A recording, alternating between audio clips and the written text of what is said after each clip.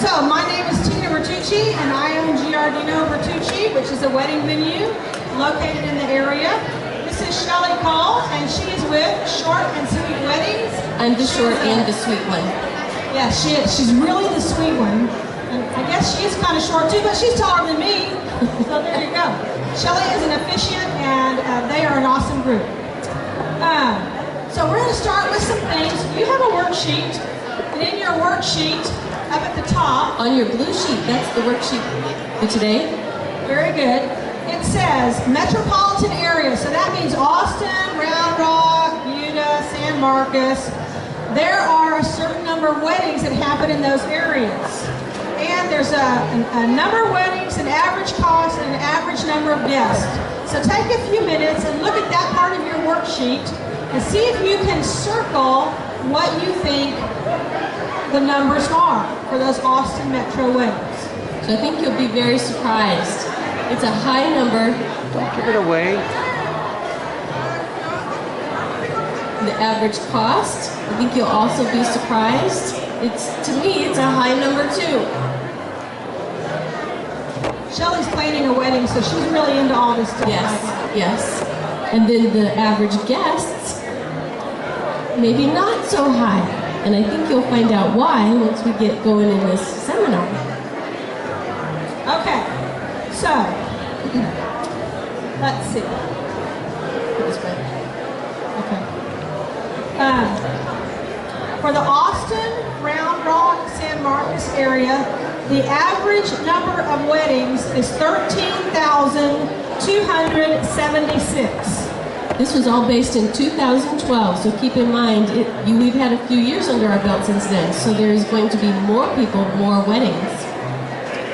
The average number of guests is actually between 169 and 179 guests, and the average cost of that wedding, drum roll please, $25,847. So, sticker shock, here it is.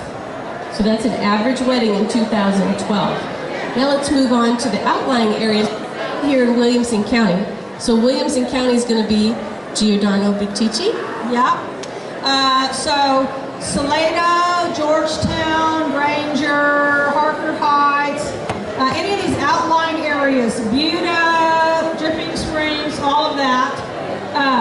Number of weddings, pick your number of weddings, pick your average cost, and pick your average number of guests.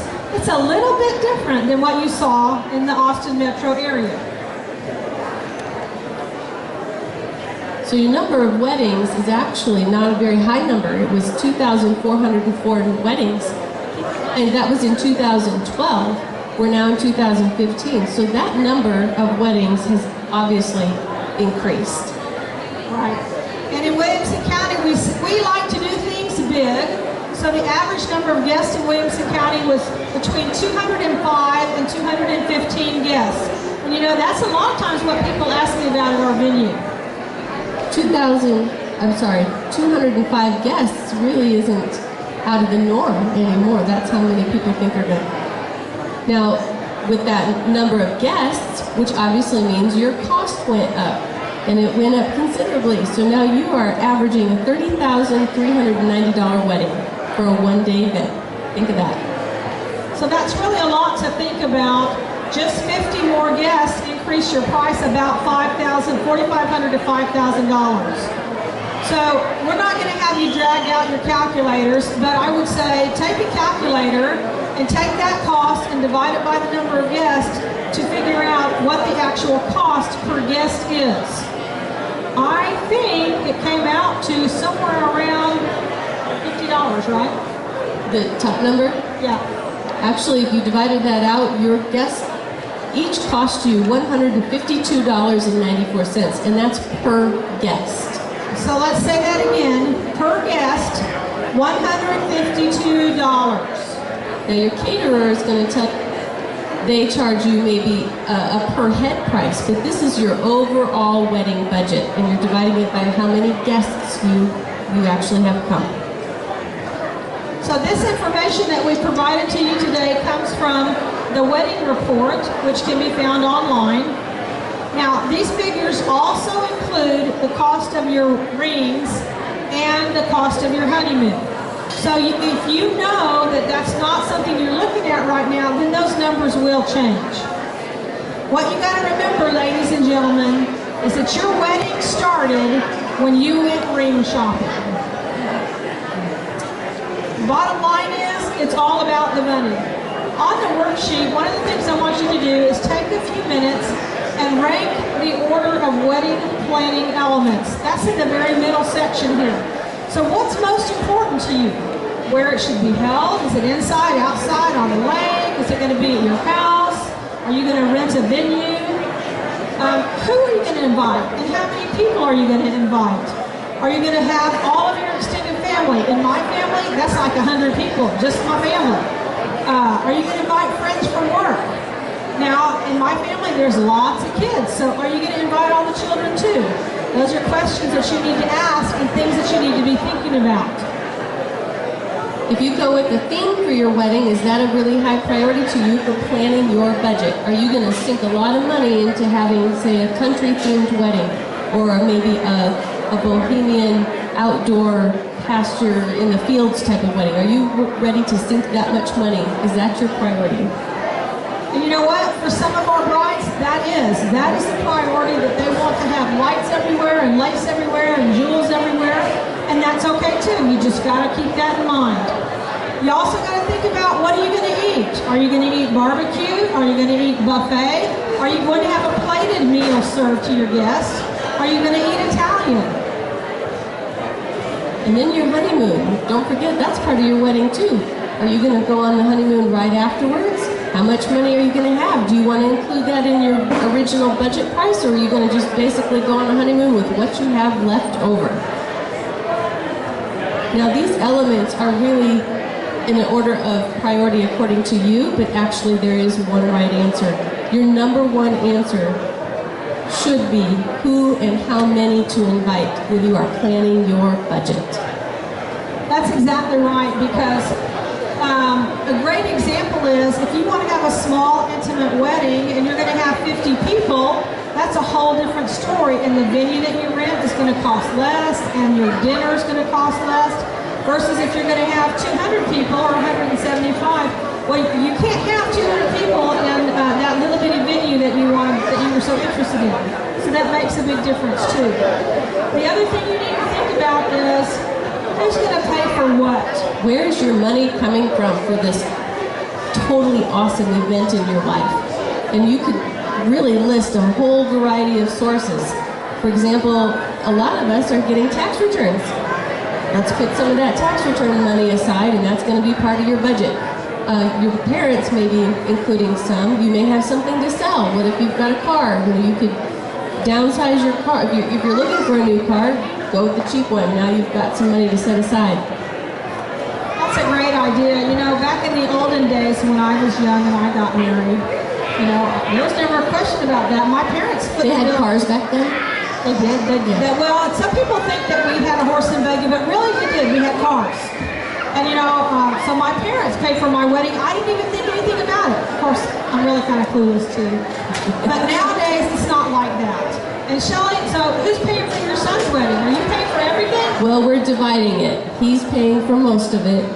Her parents are paying for some of it, and we're paying for some of it. So he's got a whole pie graph divided into 3 pieces of the pie. So that's really good to know, and it's something for you to think about when you're planning your wedding. Is who's going to pay for what, and how are you going to split those costs?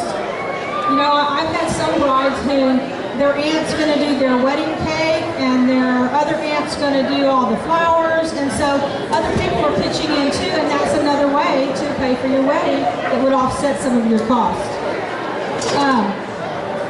So if you jump down to the bottom of your blue sheet, it says name your top 3 elements that are must-haves for your wedding.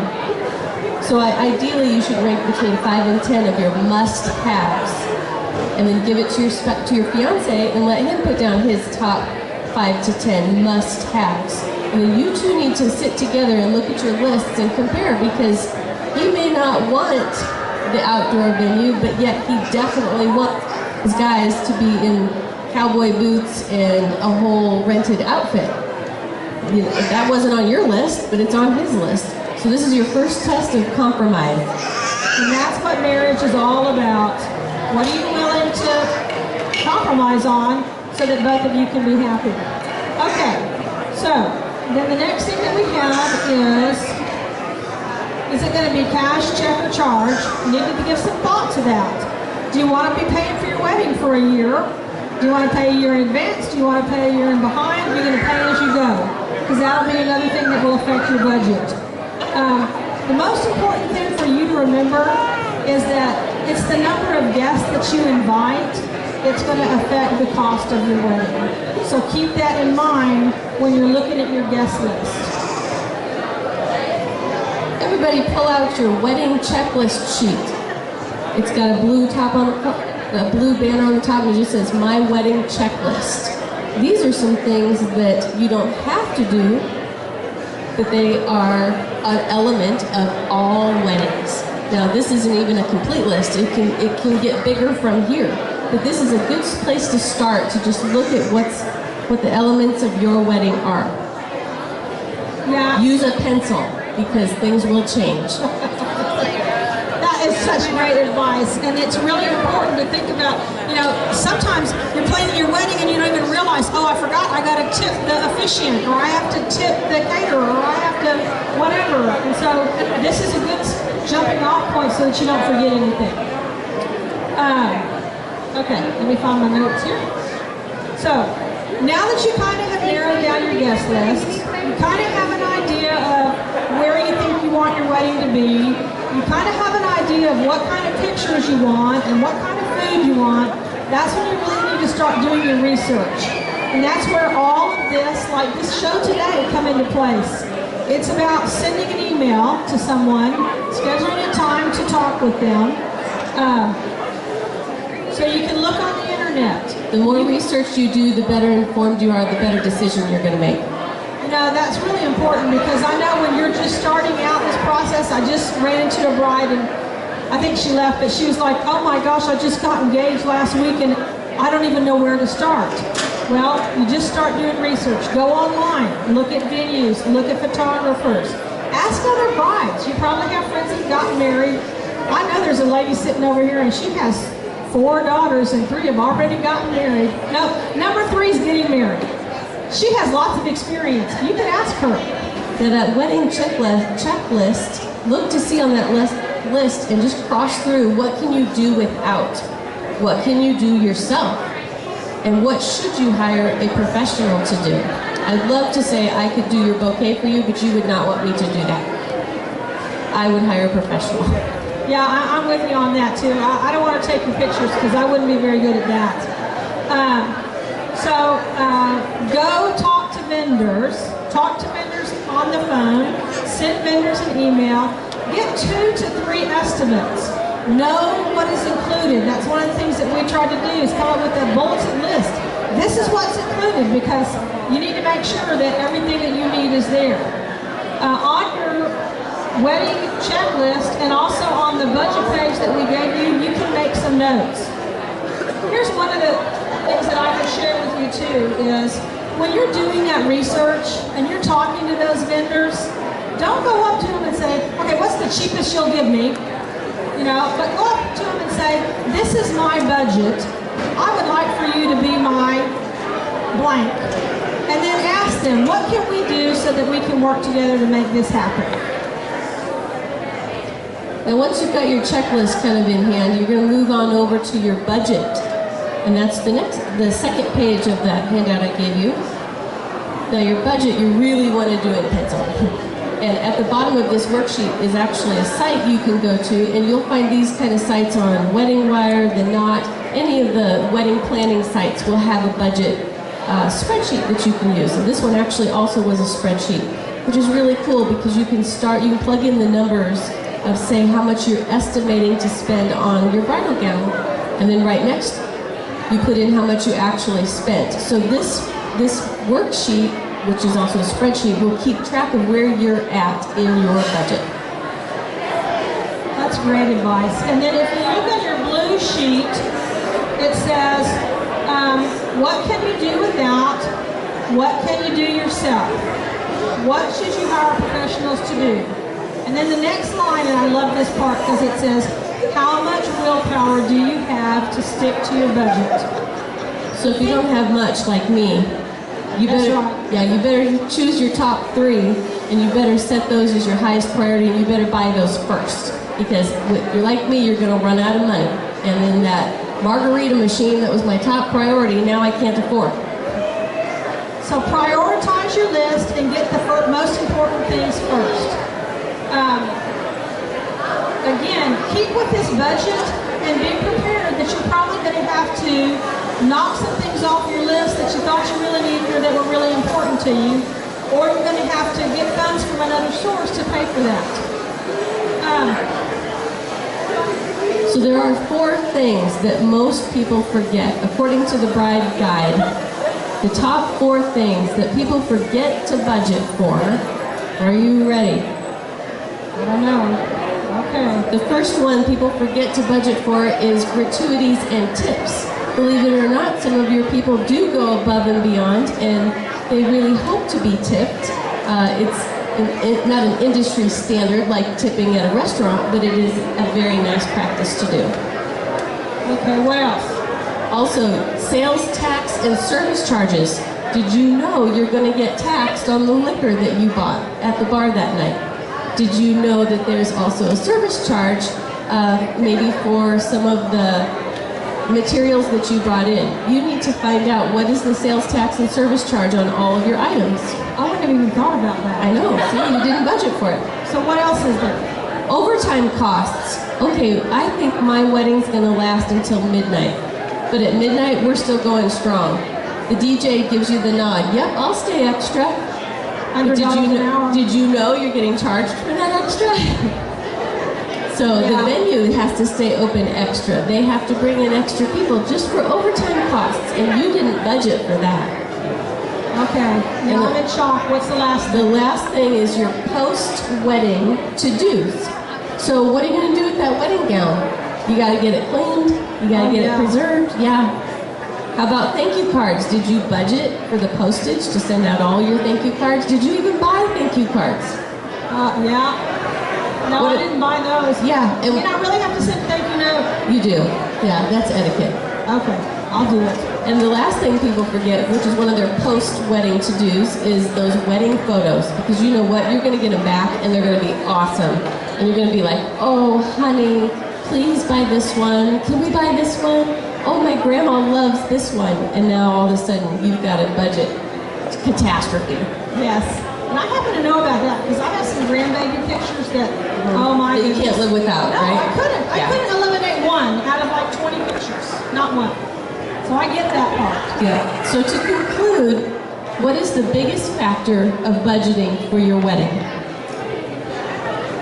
That is the number of guests that you're going to have.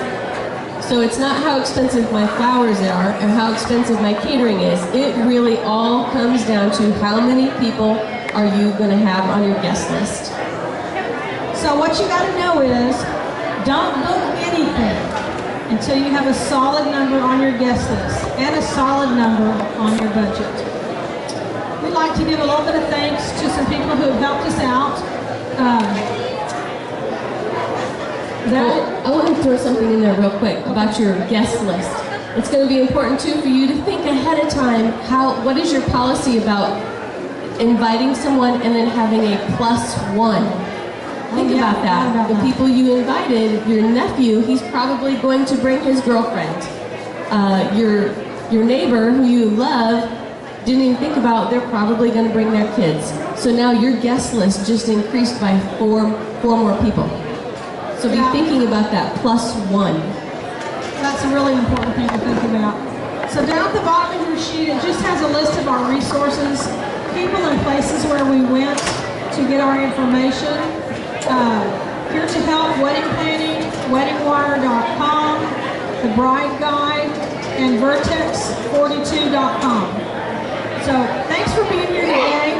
And most of all, ladies, good luck as you plan your wedding. There are a lot of great vendors out there who are professionals, and they are here to help you if you will sit down and chat with them. All right, congratulations and thanks for coming. And you two have winners. You've got packages up here.